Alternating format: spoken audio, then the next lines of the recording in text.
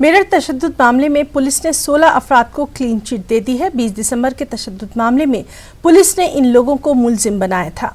Mobile location और दीगर सबूतों की बुनियाद पर इन अफराद को क्लीन चिट मिली है।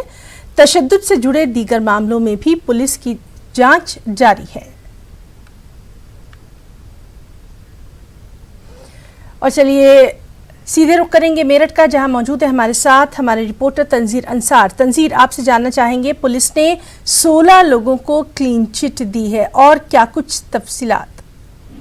जी देखिए ना, जिस तरह से 20 दिसंबर को ये तशद्दुद के वाकयात पेश आए थे तो इसमें ब्रह्मपुरी, नौचंदी और लिसाड़ी गेट थाने में 400 तकरीबन नामजद मुकदमे इसमें दर्ज किए गए थे और तकरीबन 5000 जो है गैर मालूम अफराद के खिलाफ मामले दर्ज किए गए थे, जिनमें से 13 मुकदमे दर्ज करके और उनमें कार्रवाई भी की गई है। तो तकरीबन 38 से 45 के करीब इसमें गिरफ्तारियां भी हुई। इन्हीं में से ये 16 अफराद ऐसे थे जिनके नामजद मुकदमे दर्ज हुए थे, लेकिन जब पुलिस ने इसमें जांच की है और एसआईटी तश्कील दी गई थी जो इसमें जांच कर रही थी 15 रुकनी, और उसमें फिर ये बात सामने आई कि ये जो 16 अफराद थे इनको बेगुनाह इनका नाम लिखा दिया गया, क्योंकि जो भी पुलिस ने मामले दर्ज किए हैं उसमें कुछ मामले तो ज्यादातर मामलों में ऐसा हुआ कि जो मुखबिरों ने नाम बता दिए या नाम लिखा दिए गए मोहल्ले में तफ्तीश के दौरान, उनके नाम पुलिस ने मुकदमों में शामिल कर लिए थे।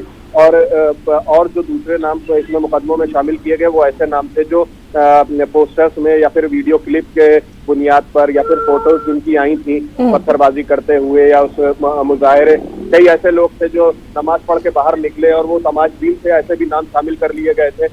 लेकिन इन जो 16 अफराद को क्लीन चिट पुलिस ने दी है वो इस बुनियाद पर दी है कि ये यहाँ पर उस रोज जो है वो उस मकाम पे थे ही नहीं जहाँ मुकदमा दर्ज किया गया जिन थाना इलाकों में। तो इनकी मोबाइल लोकेशन और दीगर मालूमात और जांच की बुनियाद पर इन 16 अफराद को क्लीन चिट दे दी गई है। अभी इस मामले में एसएसपी का ये कहना है कि जो लोग बेगुनाह है उनको किसी तरह से भी मुकदमे में फंसाया नहीं जाएगा, न ही उनके खिलाफ कार्रवाई। तंजीर, जिस तरह से लगातार हम देख रहे थे कि इस मामले में लगातार पुलिस की जो कार्रवाई थी उस पर हर तरफ से सवाल भी उठाए जा रहे थे, कहीं ना कहीं दबाव भी था।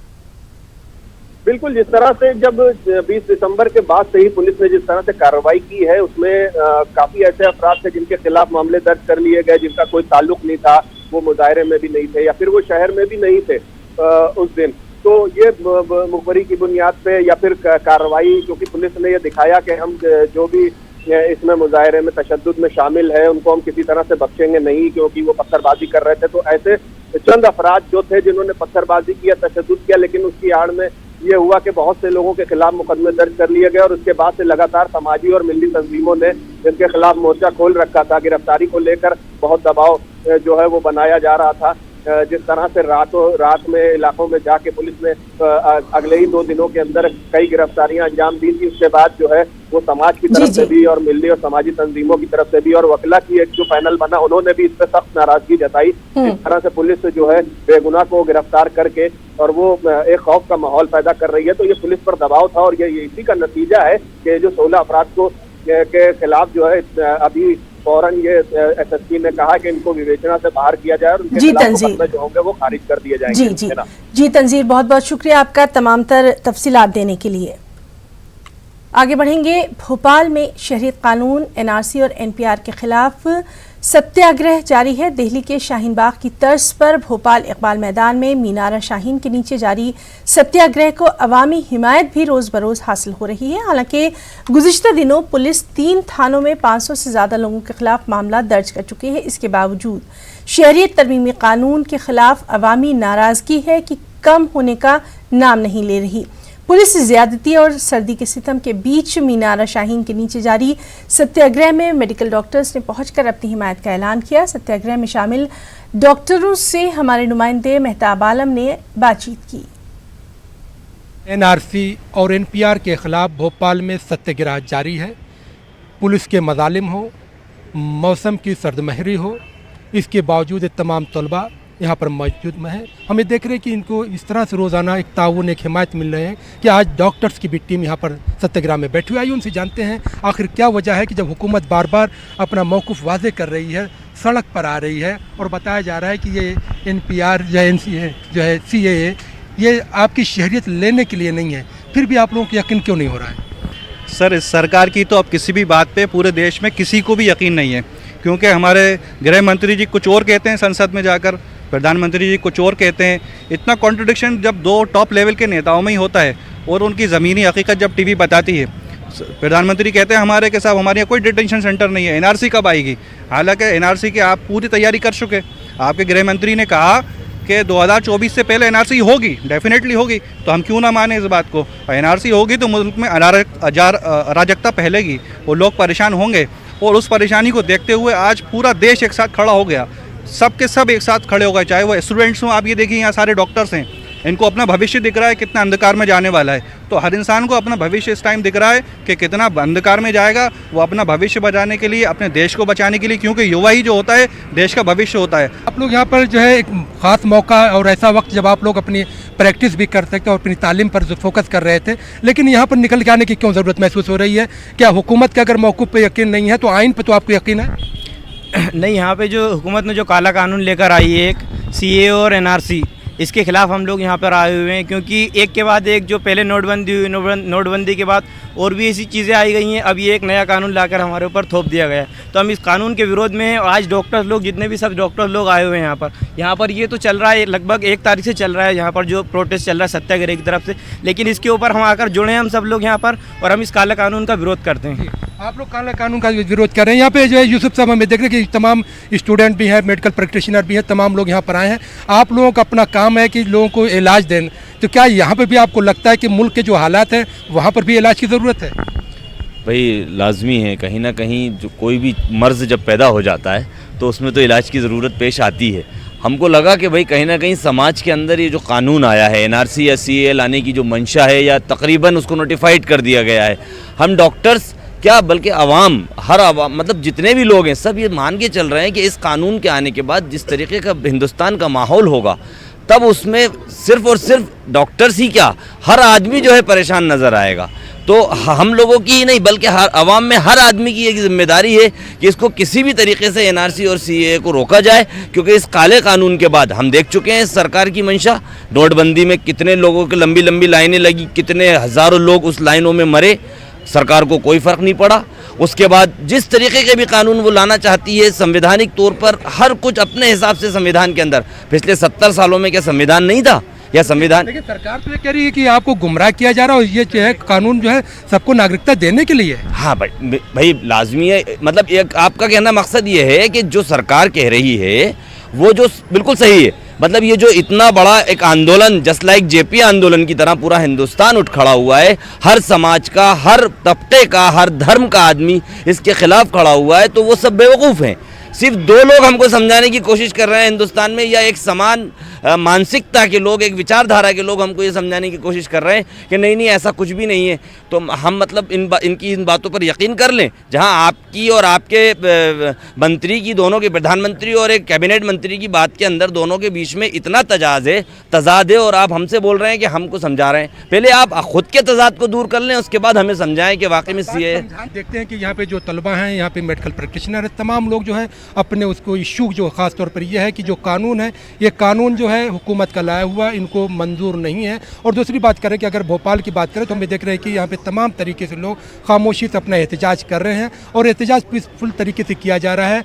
23 जनवरी से लेकर, क्योंकि सुभाष चंद्र बोस की जयंती है, और उससे 30 जनवरी हम देखते हैं कि गांधी जी की शहादत दिवस है। लगातार पूरे मध्य प्रदेश में 19 जो है ऑर्गेनाइजेशन ने फैसला किया है कि हम आवाम की अदालत में जाएंगे, और जब तक ये कानून वापस नहीं होता तब तक उनका एहतजाज जारी रहेगा। कैमरामैन शेख अफजल के साथ महताब आलम, न्यूज़ 18 भोपाल।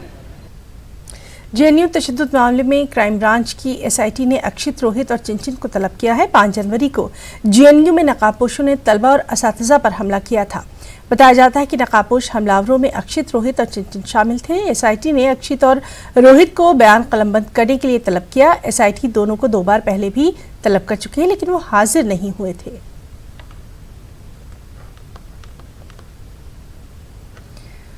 और इस सब के बीच जेएनयू में विंटर सेशन 2020 के लिए रजिस्ट्रेशन की आखिरी तारीख में तौसी कर दी गई है। तलबा 17 जनवरी तक बगैर लेट फीस के अपना रजिस्ट्रेशन करवा सकते हैं। जेएनयू इंतजामिया की तरफ से ये इत्तला दी गई है।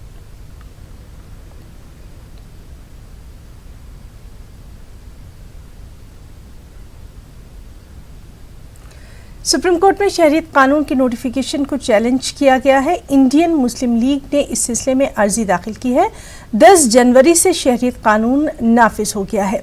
इंडियन मुस्लिम लीग ने हुकूमत से सवाल किया कि मुल्क भर में एनआरसी नाफिज करने का हुकूमत का मंसूबा क्या है। इंडियन मुस्लिम लीग ने मरकज से वजाहत का मुतालबा किया कि मुल्क भर में एनआरसी नाफिज करने की क्या तैयारी है।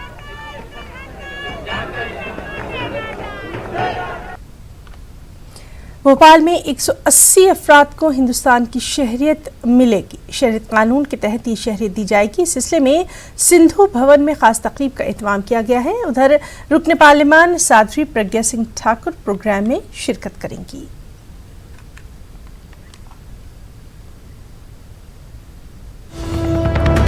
और अहम खबर, निर्भया इस्मत दरी के मुजरिम की रहम की अपील मुस्तरद कर दी गई है। दिल्ली हुकूमत ने मुकेश की रहम की अर्जी खारिज कर दी है। 4 मुजरिमों में शामिल है मुकेश। रहम की अर्जी एलजी के पास भेजी गई थी। एलजी ने इसे मरकजी वजारत दाखिला के पास भेजा है। तो बेहद अहम खबर, निर्भया इस्मत दरी के मुजरिम मुकेश की रहम की अपील मुस्तरद कर दी गई है। दिल्ली हुकूमत ने मुकेश की रहम की अर्जी को खारिज कर दिया है। आपको बताएं कि 4 मुजरिमों में शामिल है मुकेश। रहम की अर्जी एलजी के पास भेजी गई है। एलजी ने इसे मरकजी वजारत दाखिला के पास भेजा है। और चलिए सीधे रुक करेंगे दिल्ली का, जहां मौजूद है हमारे साथी सुशील पांडे। सुशील, निर्भया केस से जुड़ी एक और अहम खबर है, एक और अर्जी जो है वो खारिज कर दी गई है। मजीद तफसीलात। जी देखिए, फिलहाल ये एक बड़ा झटका केस के लिए दोबारा है, क्योंकि मुकेश की जो फिलहाल मर्सी पिटीशन थी उसको एलजी ने डिसमिस करने की सिफारिश करते हुए होम मिनिस्ट्री को भेज दिया है। कल फिलहाल ये मर्सी पिटीशन दिल्ली गवर्नमेंट के पास तिहाड़ से भेजी गई थी। हालांकि दिल्ली सरकार ने इस पूरी अर्जी को डिसमिस की सिफारिश करते हुए एलजी के पास भेजा था। आज एलजी की तरफ से इस पूरी याचिका को डिसमिस करने की सिफारिश करते हुए होम मिनिस्ट्री भेजा गया है। होम मिनिस्ट्री अब इस पूरे फाइल को फिलहाल अपनी सिफारिश करते हुए माननीय राष्ट्रपति के पास भेजेगी। उसके बाद माननीय राष्ट्रपति इस मामले पर अपना निर्णय लेंगे कि जो मुकेश है उसको जो फांसी की सजा मिली है हिना, क्या उसको कन्वर्ट किया जा सकता है, क्या उसको उम्र कैद में तब्दील की जा सकती है या नहीं। लेकिन अभी तक जो निर्भया गैंगरेप के मामले में जो दोषी है मुकेश, उसको फिलहाल दिल्ली सरकार से होते हुए जो एक प्रारूप है वहां से राहत नहीं मिली है। चाहे वो दिल्ली सरकार की बात करें, चाहे वो उपराज्यपाल की बात करें। अब फिलहाल होम मिनिस्ट्री के पास फाइल अभी लंबित है। देखना ये होगा कि होम मिनिस्ट्री इस पूरे मामले में क्या कुछ सिफारिश करते हुए इस पूरी फाइल को माननीय राष्ट्रपति के पास भेजती है। जी सुशील, जिस तरह से लगातार हम बात कर रहे हैं और हम ये भी देख रहे हैं कि जो इनके जो वकील हैं एपी सिंह, लगातार वो कह रहे हैं कि हम जो है रहम की अपील करते रहेंगे। इससे पहले आपने उनसे बात की थी तो उनके तेवर जो थे वो सख्त ही नजर आ रहे थे। जी बिल्कुल, देखिए फिलहाल मुकेश की जो एडवोकेट है हिना, वो फिलहाल उनको सुप्रीम कोर्ट के द्वारा अपॉइंट किया गया था, जिनका नाम है बृंदा ग्रोवर। पहले कुछ दिन पहले उनके वकील एपी सिंह हुआ करते थे, लेकिन अभी बृंदा ग्रोवर उनकी वकील है। क्योंकि बृंदा ग्रोवर फांसी की सजा के खिलाफ है और इसीलिए वो लगातार अपने तमाम कानूनी जो पहलू है उसका उपयोग कर रही है। आज ही हिना जो दोषी मुकेश है वो अपने डेथ वारंट को एग्जीक्यूट कराने के लिए, उस पर रोक लगाने के लिए पटियाला हाउस कोर्ट पहुंच चुका है। आज 2 बजे हिना इस पर हियरिंग भी है। उसने अपनी याचिका में ये मांग की है कि जब तक प्रेसिडेंट की तरफ से उनकी दया याचिका पर कोई फैसला नहीं लिया जाए तब तक फिलहाल उनकी फांसी की सजा पर रोक लगाई जाए। जो प्रारूप होता है वो ये है कि जब तक दोषियों की तरफ से प्रेसिडेंट का फैसला नहीं आता है तब तक उन दोषियों को फांसी की सजा नहीं दी जा सकती है। यानी कि उम्मीद बहुत कम है कि आने वाली 22 जनवरी को उनको फांसी दी जाएगी, क्योंकि अभी हिना कई ऐसे दोषी हैं। अगर बात करें विनय को छोड़ के, उन लोगों ने क्यूरेटिव पिटीशन फाइल नहीं किया है, तो अभी उनके पास भी लीगल रेमेडीज बाकी है। और कल जैसा दिल्ली सरकार ने हाई कोर्ट में ये बोला था कि अभी फिलहाल जो शत्रुघ्न चौहान का जजमेंट है सुप्रीम कोर्ट का, उस जजमेंट के मुताबिक अगर प्रेसिडेंट दोषी मुकेश की दया याचिका को खारिज करते हैं तो उसके बाद भी 14 दिन का समय दोषी मुकेश को मिलना चाहिए। अभी अगर हिना प्रेसिडेंट की तरफ से उनकी दया याचिका को खारिज भी किया जाता है तो उस फैसले को सुप्रीम कोर्ट में भी चैलेंज किया जाएगा। उसके बाद भी सुप्रीम कोर्ट से मांग की जाएगी कि प्रेसिडेंट ने जो उनकी दया याचिका को खारिज किया है उस पर सुप्रीम कोर्ट विचार करे। तो कई अभी कानूनी पहलू हैं जिस पर अभी फिलहाल इन लोगों को राहत मिल सकती है। तो उम्मीद बहुत कम है कि जो आने वाली 22 जनवरी को डेथ वारंट जारी किया गया है उस दिन उन्हें फांसी मिल पाएगी। लेकिन अगर डेथ वारंट की जो तिथि है 22 जनवरी, अगर उस दिन इन लोगों को फांसी नहीं होती है तो संबंधित जो कंसर्न कोर्ट होता है वो दोबारा डेथ वारंट इन तमाम लोगों को इशू करता है और उस दौरान ये तय करता है कि क्या इन तमाम जो एक्यूज्ड हैं, जो दोषी हैं, उनकी कोई भी पिटीशन किसी और संबंधित अदालत में पेंडिंग तो नहीं है। तो अभी ये जो लड़ाई है थोड़ी सी लंबी होने वाली है, लेकिन जिस तरह प्रारूप देखा जाए दिल्ली सरकार का या एलजी का, उनकी तरफ से लगातार फाइल को डिसमिस करते हुए यानी कि दया याचिका की सिफारिश को खारिज करते हुए आगे भेजा जा रहा है। उम्मीद यह है कि होम मिनिस्ट्री भी इसी दिशा में काम करेगी। उसके बाद आखिरी फैसला माननीय राष्ट्रपति को लेना है। जी सुशील, बहुत बहुत शुक्रिया आपका इस तमाम तर तफसीली जानकारी के लिए। तो नाज़रीन, लगातार इस अहम मामले पर हमारी भी नजर बनी हुई है। ये थे हमारे साथी सुशील जो कि तमाम तर जानकारी दे रहे थे।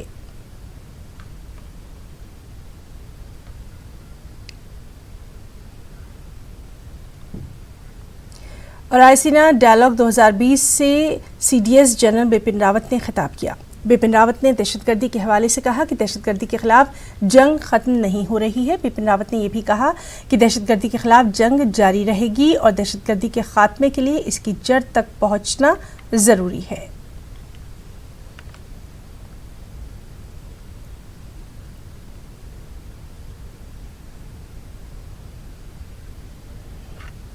शिवसेना लीडर संजय राउत ने इंदिरा गांधी के ताल्लुक से दिए गए अपने बयान पर सफाई दी। उन्होंने कहा कि इंदिरा गांधी और राजीव गांधी की हम इज्जत करते हैं।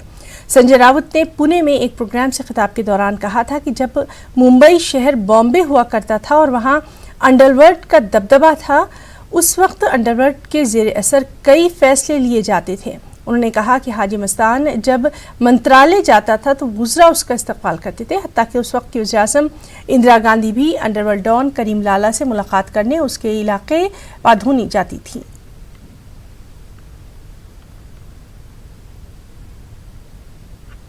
शहरियत कानून की हिमायत में मुल्क भर में बीजेपी खास प्रोग्राम का इनेकाद कर रही है। इसी सिलसिले में आज वज़ीर दाखिला अमित शाह वैशाली का दौरा करने वाले हैं। वैशाली में अमित शाह एक अवामी जलसे से खिताब करेंगे। वो लोगों को शहरियत कानून की अहमियत और इफादियत से वाकिफ करवाएंगे। ख्याल रहे कि रियासत बिहार में इसी साल असेंबली इंतखाबात होने हैं। बीजेपी शहरियत कानून, एनआरसी और एनपीआर पर गलतफहमियों को दूर करने की कोशिश में है।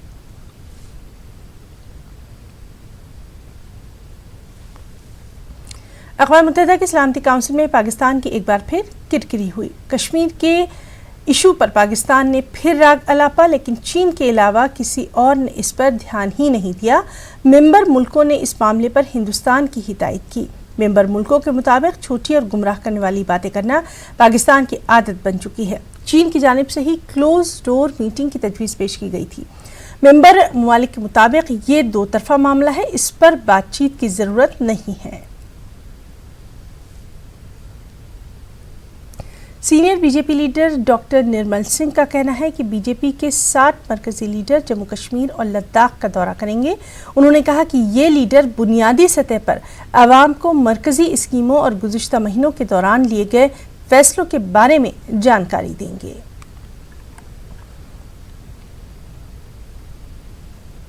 आंध्र प्रदेश की सियासत में एक नई तब्दीली देखने में आ रही है। बीजेपी और जनसेना ने मुश्तरका तौर पर काम करने का फैसला कर लिया है। दोनों पार्टियों के लीडर आज विजयवाड़ा में एक इजलास मुनक्किद करने वाले हैं। इस दौरान अमरावती को दारुल हुकूमत बरकरार रखने को लेकर एक एजेंडे के तहत काम करने से मुताल्लिक फैसला लिया जाएगा। वाज़ेह रहे कि 2 दिन पहले पवन कल्याण ने दिल्ली में बीजेपी लीडरों और मरकजी वुज़रा से मुलाकात की थी। दिल्ली दौरे से वापसी के बाद पवन कल्याण ने बीजेपी के साथ मिलकर काम करने का इरादा जाहिर किया।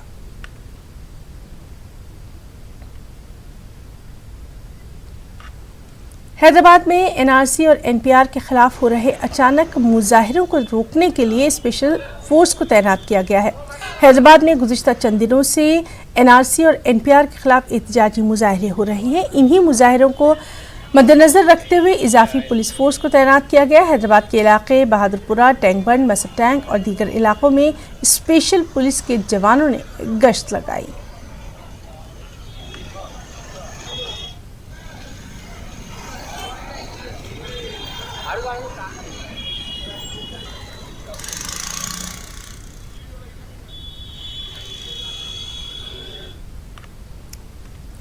पीएमसी बैंक घोटाला मामला सुप्रीम कोर्ट पहुंच गया है। ईडी ने बॉम्बे हाई कोर्ट के फैसले को सुप्रीम कोर्ट में चैलेंज किया है। एनफोर्समेंट डायरेक्टोरेट के वकील ने इसे बड़ा घोटाला करार देते हुए अर्जी पर आज ही समाअत की मांग की। उनकी दरख्वास्त पर सुप्रीम कोर्ट ने कहा कि अर्जी दाखिल होने के बाद आप उसे लिस्ट करने की मांग कर सकते हैं।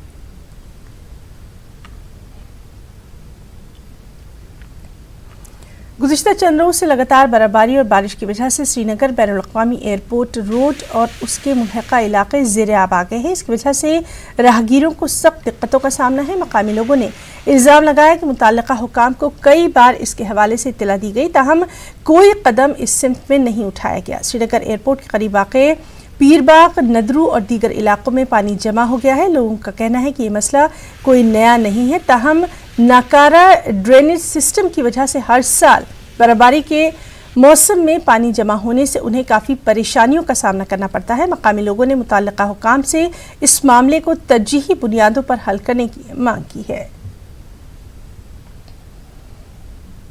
मसले पिछले 1.5 महीने से मैं हर एक डिपार्टमेंट में जाता हूँ, इरिगेशन है स्पेशली, कि मुझे हम लोगों को पानी अंदर आता है। ये एक कैनाल है जिसको गवर्नमेंट मेंटेन नहीं करती है। ये एयरपोर्ट रोड से मुंसलिक है। अगर एयरपोर्ट रोड में भी सैलाब आए या पानी आए, यहाँ से निकले और ये वेटलैंड में जाता है। 2 जगह ये चौक होता है और उसके बाद पानी हमें घरों में नहीं। जाहिर है कि ये जब इतना पानी जमा होता है तो चलना फिरना दोबार हो जाता है। यहाँ के बस्किंदर जितने भी हैं इस जनादा खासतौर इस सेक्टर में, इसमें काफ़ी मुश्किलात आती हैं। और आप इस वक्त मौके पर खुद भी हैं, आप खुद देख सकते हैं पानी कितना ये जमा हुआ। बुरा, बहुत बुरा हाल। इसके अगेंस्ट और एक लैन है नूरानी कॉलोनी, वो ऊपर की तरफ से जो है नदरू जाती है, उस तरफ ज़्यादा परेशानी। इसलिए मुझे वहीं से जाना था। मैंने सोचा मैं इस रास्ते से जाऊंगा, यहाँ पानी कम है उससे, लेकिन आप फिर भी देख लीजिए कितना पानी। पता नहीं गवर्नमेंट कहाँ है, किस काफ़ी गफलत में सोई हुई है। ये आज का मामला नहीं है, पिछले 5 सालों से ज़्यादा ही मामला है। ऐसा गमगीर है। बहुत सारी जगहों पर गए, बहुत सारे लोगों के साथ बात की, कुछ नहीं हो रहा है। ये तो पहले रोड ठीक था, अब यही पीछे छोड़ दिया है इन्होंने। गवर्नमेंट ने हर वक्त पीछे इसको छोड़ दिया। इसकी हालत देखिए, इसको 2-2.5 फुट पानी जमा है, घुटनों तक पानी जाता है। लेह में हिंदुस्तान और यूएनओ के दरमियान पहला नुमाइशी आइस हॉकी मैच खेला गया। द लास्ट गेम उन्वान से ये मैच मुनक़िद करने का मकसद आलमी हिद्दत और आबो हवा में तब्दीलियों के हवाले से जानकारी पैदा करना रहा। इस मौके पर लद्दाख के LG RK माथुर मेहमान खुसूसी रहे। मैच को मुनक़िद करने में वीमेंस एसोसिएशन ऑफ इंडिया से मुआवनत भी हासिल की गई थी। आज लास्ट गेम के नाम से यहाँ पर एक एग्जीबिशन मैच खेला जा रहा है और ये exhibition match United Nations team और टीम इंडिया के बीच खेला जा रहा है। ये एक स्पेशल गेम है जिसका लास्ट गेम रखा हुआ है। ये लास्ट गेम नाम इसलिए रखा है कि क्लाइमेट चेंज, हम सबको पता है कि ग्लोबल वार्मिंग के कारण हमारे यहाँ पे क्लाइमेट चेंज हो रहा है। हम ये बताना चाहते हैं लद्दाख के लोगों को और पूरे वर्ल्ड को कि ऐसा ना हो कि क्लाइमेट चेंज की वजह से या ग्लोबल वार्मिंग की वजह से कल को हमारे बच्चे जो है वो आइस हॉकी से महरूम रह जाए और आइस हॉकी खेलने से महरूम रह जाए, इसलिए कि आइस अगर नहीं जमेगा तो आइस हॉकी नहीं खेला जाएगा। इसलिए इस गेम का नाम ही रखा है the last game. And we're really here to tell the world about how climate change is impacting particularly this region of the Himalayas, especially around Ladakh here. And you know, our world is changing fast and it's no longer about watching, it's about action. We must take action. 2018 में हुए air Asia airlines money laundering के ताल्लुक से ED ने air Asia के CEO Tony Fernandes और आला हुक्काम को पूछताछ के लिए तलब किया है। CBI ने 2018 में एयर एशिया के खिलाफ ये केस दर्ज किया था।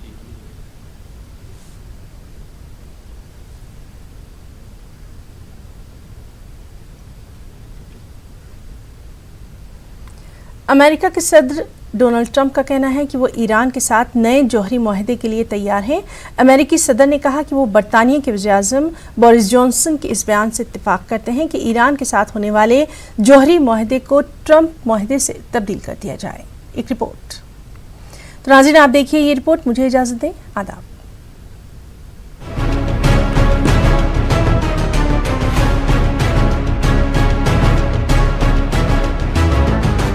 अमेरिकी सदर का कहना है कि वो ईरान के साथ ट्रंप मुआहदे के लिए तैयार हैं। डोनाल्ड ट्रंप ने कहा कि वो बरतानिया के वज़ीर-ए-आज़म बोरिस जॉनसन के उस बयान से 100% इत्तेफाक करते हैं जिसमें बरतानवी वज़ीर-ए-आज़म ने कहा था कि 2015 में ईरान और आलमी ताकतों के साथ हुए जौहरी मुआहदे को ट्रंप मुआहदे से तब्दील कर दिया जाए। अमेरिकी सदर ने कहा कि वो ईरान डील को ट्रंप डील से तब्दील करने के लिए तैयार है। ख्याल रहे कि बरतानिया के वज़ीर-ए-आज़म बोरिस जॉनसन अमेरिकी सदर ट्रंप को अजीम डील मेकर करार दे चुके हैं। बोरिस जॉनसन ने 14 जनवरी को अमेरिकी सदर को कहा था कि वो ईरान को जौहरी हथियारों के हुसूल से बाज रहने के लिए नया मुआहदा कर लें। बरतानवी वज़ीर-ए-आज़म इससे कबल भी इस बात का इजहार कर चुके हैं कि ईरान के साथ 2015 में तय पाए जौहरी मुआहदा खत्म कर दिया जाए और इसके बदले में कोई नया मुआहदा किया जाए और नए मुआहदे को ट्रंप डील से बदल दिया जाए। वाज़ेह रहे कि साबिक अमेरिकी सदर बराक ओबामा के दौर में ईरान और 5 आलमी ताकतों के दरमियान 2015 में एक जौहरी मुआहदा तय पाया था, जिसके तहत ईरान ने इस बात पर इत्तेफाक किया था कि वो हसास नौइयत की सरगर्मियों को महदूद कर देगा और जौहरी मुआयनकारों को ईरान में दाखिले की इजाजत देगा, जिसके जवाब में उस पर आयद इक्तिसादी पाबंदियां हटा ली जाएंगी। इस मुआहदे में जर्मनी, चीन और रूस भी फरीक हैं। ताहम डोनाल्ड ट्रंप ने इक़्तिदार संभालने के बाद इस मुआहदे को नकाइस से भरपूर बुरी डील करार दिया था। ट्रंप ने यकतरफा तौर पर 2018 में जौहरी मुआहदे से निकलने का ऐलान करते हुए ईरान पर दोबारा इक़्तिसादी पाबंदियां आयद कर दी थी। Bureau report, news 18।